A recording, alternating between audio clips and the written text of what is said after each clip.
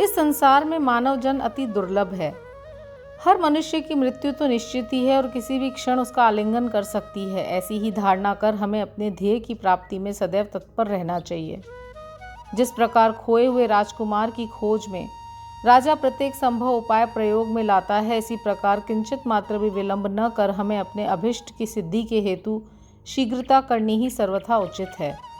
अतः पूर्ण लगन और उत्सुकता पूर्वक अपने ध्येय, आलस्य और निद्रा को त्याग कर हमें ईश्वर का सर्वदा ध्यान रखना चाहिए। यदि हम ऐसा न कर सकें तो हमें पशुओं के स्तर पर ही अपने को समझना पड़ेगा। कैसे प्रवृत्त होना?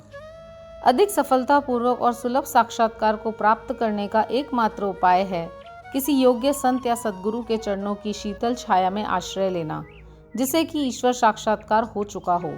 जो लाभ धार्मिक व्याख्यानों के श्रवण करने और धार्मिक ग्रंथों के अध्ययन करने से प्राप्त नहीं हो सकता, वह इन उच्च आत्मज्ञानियों की संगति से सहज ही प्राप्त हो जाता है।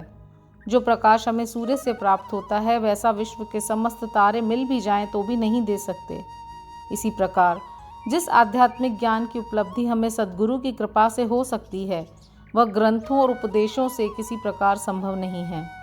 उनकी प्रत्येक गतिविधि, मृदु भाषण, गुह उपदेश, क्षमाशीलता, स्थिरता, वैराग्य, दान और परोपकारिता, मानव शरीर का नियंत्रण, अहंकार शून्यता आदि गुण जिस प्रकार भी वे इस पवित्र मंगल विभूति द्वारा व्यवहार में आते हैं, सत्संग द्वारा भक्त लोगों को उसके प्रत्यक्ष दर्शन होते हैं। इससे मस्तिष्क की जागृति होती तथा उत्तरोत्तर आध्यात्मिक उन्नति होती रहती है।